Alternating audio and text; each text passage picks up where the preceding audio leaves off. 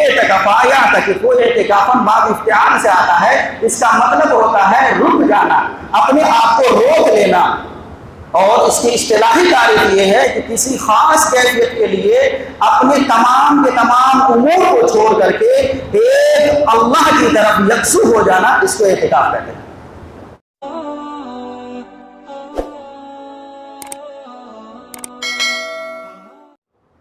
اور جب آخری عشرہ آتا تو بے شمار حدیث کریمہ ہے کہ اللہ کے رسول صلی اللہ علیہ وسلم کمر بستہ ہو جایا کرتے تھے۔ اما عائشہ رضی اللہ تعالی عنہا روایت کرتی ہے کہ اللہ کے رسول صلی اللہ علیہ وسلم کا یہ معمول برابر تھا، ایسا نہیں تھا ابھی جیسے ہمارے اور آپ کے معاشرے میں ہے کہ اگر کوئی ایک شب قدر کر لے تو دوسرے شب قدر ہے نا کرتے ہی نہیں ہیں، سو جاتے ہیں، ارے نیند آ رہی عالم صاحب کیا کریں، ایک تو کیا تھا نا۔ دیکھیے شب قدر کا مطلب سمجھیے، یہ لیلۃ القدر ہے کیا، یہ تقاضا کیا کرتی ہے، اس چیز کا جب تک یہ مطلب نہیں سمجھیں گے تو سمجھ میں نہیں آئے گا۔ اس لیے اللہ کے رسول صلی اللہ علیہ وسلم نے فرمایا اپنے اصحاب سے تحروا لیلۃ القدر، لیلۃ القدر کو تلاش کرو۔ کیا کہا اللہ کے رسول نے؟ تلاش کرو فی کل وتر، ہر وتر رات میں۔ وتر رات کس کو بولتے ہیں؟ وتر بولتے ہیں وسم سنکھیا کو، جیسے 1 ہے، 3 ہے، 5 ہے، 7 ہے، 9 ہے، اس کو وتر بولتے ہیں عربی میں۔ تو 21ویں کو، 23ویں کو، 25ویں کو، 27ویں کو اور 29ویں کو آپ جو ہے لیلۃ القدر کو تلاش کر سکتے ہیں۔ نبی صلی اللہ علیہ وسلم کے لیے یہ رات تعین بھی کر دی گئی تھی، اور آپ اپنے اصحاب کو بتانے کے لیے باہر نکلے۔ معاملہ یہ ہوا دو مسلمان آپس میں جھگڑ رہے تھے، تانا زنی کر رہے تھے، تو آپ صلی اللہ علیہ وسلم ان کے جھگڑوں میں پھنس گئے اور آپ کی ذہن سے یہ بات نکل گئی، اللہ نے بھلا دی۔ تو اللہ کے رسول صلی اللہ علیہ وسلم نے کیا فرمایا کہ اس رات کو تلاش کرنا ہے 5 راتوں، یہ طاق راتیں ہیں، ان راتوں میں تلاش کرنا ہے۔ اب کچھ لوگ ایسے ہیں جو کہ خود سے ہی تعین کیے بیٹھے ہیں محض کسی ایک حدیث کی وجہ سے۔ دیکھیے نبی صلی اللہ علیہ وسلم سے جو بھی احادیث مروی ہے وہ تمام الحمدللہ تمام کی تمام احادیث صحیح ہے۔ 21ویں رات کو بھی شب قدر ہوئی، یہ حدیث صحیح ہے۔ 27ویں رات کو بھی شب قدر ہوئی، یہ حدیث صحیح ہے۔ اب اس حدیث کو لے کے، ان دونوں حدیث کو لے کر کے ہم یہ کہیں نہیں صرف 21ویں کو جگ جائے اس کے بعد سونا ہی ہے، کیونکہ 21ویں کو شب قدر، یا 27ویں کو ہم سارے لوگ جمگٹے لگ جائیں اور کہتے یار آج کی رات کو بڑی بابرکت رات ہے نا، آج کے بعد پھر بات ختم، نہیں، ایسا ہرگز نہیں ہونے والا۔ چھوٹی سی مثال کے ساتھ میں آپ کو یہ بات سمجھانا چاہتا ہوں۔ بھلا بتائیے پچھلے سال جو رمضان کا مہینہ آیا تھا 3 اپریل سے آیا تھا، 3 اپریل سے آیا تھا، یا پھر ہم یہ کہہ سکتے ہیں کہ آنے والے جو رمضان آئیں گے وہ 3 اپریل کو ہی آنے والا ہے؟ نہیں کہہ سکتے۔ کیوں؟ اس لیے اللہ نے ایسا نظام بنایا ہے، ایسا قدرت بنایا ہے کہ یہ روٹیٹ ہوتا رہتا ہے، گھومتا رہتا ہے، یہ دن جو ہے یہ گھومتے رہتے ہیں، یہ مہینے جو ہے گھومتے رہتے ہیں۔ تو اسی طریقے سے یہ لیلۃ القدر ہے، یہ ضروری نہیں ہے کہ 21ویں شب کو ہی ہو جائے یا 23ویں شب کو یا 27ویں شب کو ہی ہو جائے، یہ 5 راتوں میں سے کبھی بھی یہ راتیں آ سکتی ہے۔ ہاں رسول اللہ صلی اللہ علیہ وسلم نے اس کے بارے میں کچھ ایسی نشانیاں بتائی ہیں کہ اگر ہمیں اور آپ کو وہ نشانیاں واضح طور پہ سمجھ میں آ جائے تو ہم کہہ سکتے ہیں۔ جیسے اللہ کے رسول صلی اللہ علیہ وسلم نے ارشاد فرمایا کہ میں نے آج خواب دیکھا کہ میں پانی اور مٹی میں سجدہ کر رہا ہوں، یعنی بارش ہو رہی ہے اور آپ کی چھت ٹپک رہی ہے۔ مسجد نبی کچی تھی تو بارش ہوتی نا تو بارش کا جو پانی ہوتا وہ نیچے ٹپکتا، تو گرد و غبار آپ صلی اللہ علیہ وسلم کے چہرے پہ آتا، تو میں پانی اور مٹی میں سجدہ کر رہا ہوں۔ خود راوی حدیث بتاتے ہیں کہ میں نے رسول اللہ صلی اللہ علیہ وسلم کو 21ویں شب کے بعد دیکھا، جب آپ فجر کی نماز پڑھائے تو آپ کے پیشانی کے اوپر گرد و غبار بھرے ہوئے تھے اور اس رات میں بارش ہوئی۔ تو یہ تعین ہو گیا، لیکن یہ ضروری نہیں ہے، اس لیے تو راویان حدیث سے یہ مروی ہے کہ کبھی 21ویں، کبھی 25ویں، کبھی 27ویں، کبھی 29ویں۔ تو اس لیے ہمیں اور آپ کو 5 راتوں کے جاگنے کا اہتمام کرنا ہے انشاءاللہ۔ اب رہا معاملہ کہ یہ جو راتیں آنے والی ہم اس میں کریں گے کیا، مسئلہ جاگنے کا نہیں ہوتا، مسئلہ ان راتوں میں اعمال کرنے کا ہوتا۔ اس بات کو سمجھنے کی ضرورت ہے۔ رسول اللہ صلی اللہ علیہ وسلم کے دور میں جو راتیں آتی شب قدر والی، لیلۃ القدر والی، تو اس میں کیا ہوتا تھا اس چیز کو سمجھیے۔ ہم لوگ آج اول وقت میں تراویح پڑھ لیتے ہیں، 9 سے 10 بجے تک ہے نا، تراویح کی نمازیں ختم ہو جاتی ہے، قیام اللیل ختم ہو جاتا ہے۔ اس کے بعد یہ پوری رات ہم کیا کرتے ہیں، بس تب مسئلہ پھنس جاتا ہے کہ ہم پوری رات کریں بھی تو کیا کریں۔ نبی صلی اللہ علیہ وسلم کا یہ معمول تھا اور آپ کے اصحاب کا یہ معمول تھا کہ آپ کے اصحاب جو ہے اور آپ صلی اللہ علیہ وسلم جو ہے اپنے اصحاب کے ساتھ آخری رات میں، یعنی 12 بجے کے بعد سمجھیے، 12 بجے کے بعد قیام اللیل کیا کرتے تھے، اور اتنا لمبا قیام ہوتا کہ راوی حدیث کا بیان ہے کہ ہمیں یہ عصا لاٹھوں کے اوپر سہارے لینے پڑتے تھے۔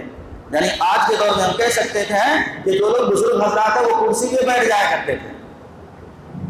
یہ حال تھا، یہ حال تھا۔ تو اس لیے ان لوگوں کے درمیان اتنے مسائل پیش نہیں آتے تھے، اور جو ادھر کی اول رات میں نبی صلی اللہ علیہ وسلم کے بارے میں راوی حدیث فرماتے ہیں کہ اللہ کے رسول صلی اللہ علیہ وسلم خوب قیام اللیل کیا کرتے تھے۔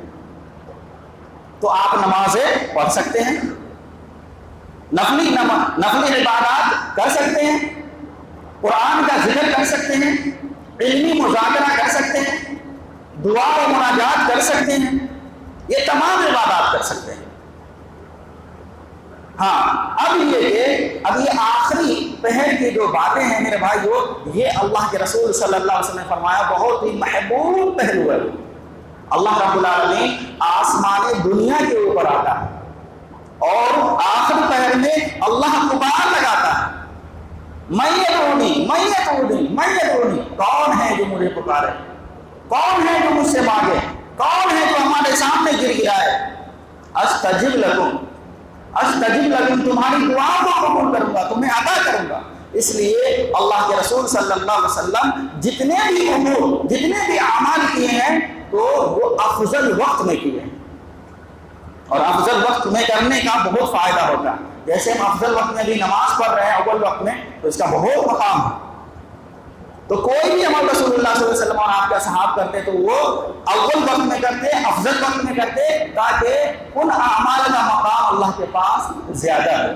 اگر آپ شب قدر کو پا لیتے ہیں تو معلوم ہے آپ کو کتنے عبادات کا ثواب ملے گا، آپ کو 1000 مہینے، بھلا بتائیے، خیر من 1000 شہر، 1000 مہینے کی عبادات کا ثواب آپ کو محض ان 5 راتوں میں سے کسی ایک رات میں ملنے والی ہے۔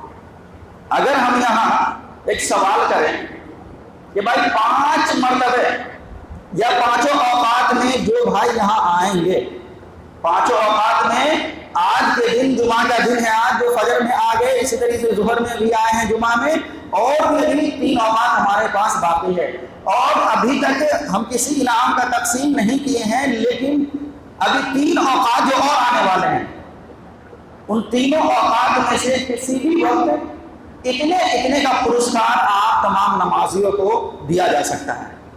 ہمیں نہیں لگ رہا کہ ہم جا کر کے باہر کہیں گے کہ ہے نا ارے ہم وہاں چلے گئے تھے، یہاں چلے گئے تھے، نہیں کہیں گے، بلکہ ہمیں ایسا محسوس ہو رہا ہے کہ ہم مسجد سے جائیں گے ہی نہیں، یہی سو جائیں گے، مولانا صاحب کولر لگا ہے، ساری چیزیں لگی ہے، کہاں جائیں، باہر دھوپ ہے، یہ سارے بہانے بنانے لگیں گے، روزے سے بھی ہے کیونکہ انعام لینا ہے، پیچھے مقصد کچھ اور ہے۔ تو اللہ یہی کہہ رہا ہے کہ اگر انعام لینا ہے تو یہ 5 راتوں میں تم لیلۃ القدر قدر کو تلاش کرو، 1000 مہینے کے راتوں کے 1000 مہینوں کے عبادات کا ثواب پاؤ۔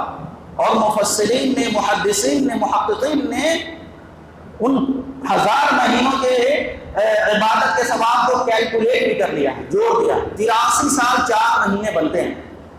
بس ایک رات کی عبادت کا ثواب 83 سال 4 مہینے کے عبادت کا ثواب ہے۔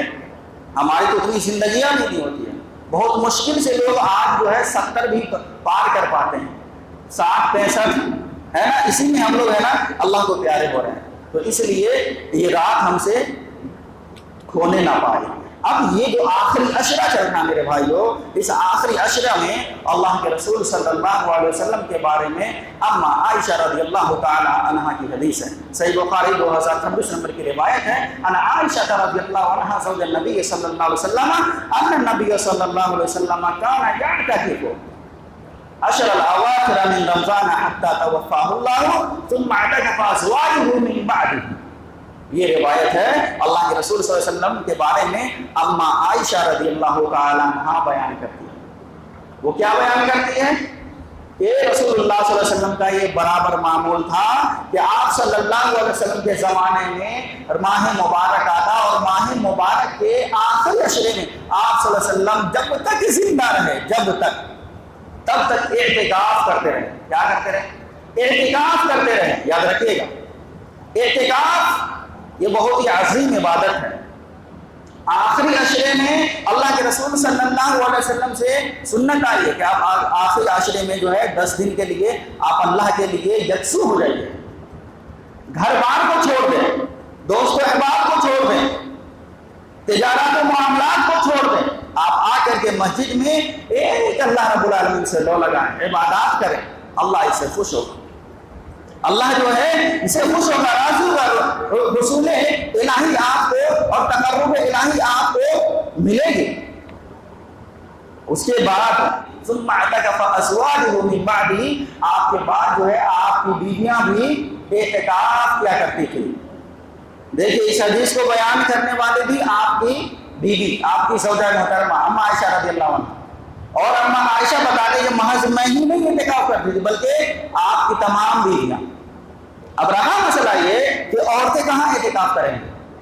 کیا اما عائشہ رضی اللہ تعالی عنہا اپنے حجرے میں اعتکاف کیا کرتی تھی یا مسجد میں آ کر کے کیا کرتی تھی؟ یہ مسئلہ جو ہے میں آپ کو سمجھانا چاہ رہا ہوں۔ کچھ لوگ جو ہے گھر میں اعتکاف کے قائل ہے کہ عورتیں جو ہے گھر میں اعتکاف کر سکتی ہیں، تو ہم چونکہ حدیث والے ہیں، حدیث کے اوپر چلنے والے ہیں، حدیث رسول صلی اللہ علیہ وسلم ہمارے سروں کا تاج ہوا کرتی ہے، تو اس لیے ہم حدیث سے پوچھتے ہیں کہ اما عائشہ رضی اللہ تعالیٰ عنہ کہاں اعتکاف کیا کرتے تھے۔ اور یاد رکھیے اما عائشہ رضی اللہ تعالیٰ عنہ کا جو حجرہ تھا وہ مسجد نبوی میں ہی تھا، یہ بات یاد رکھیں۔ اما عائشہ کا حجرہ وہ ہے اور نبی کا مصلی یہ ہے، بس اتنا ہے۔ کیوں؟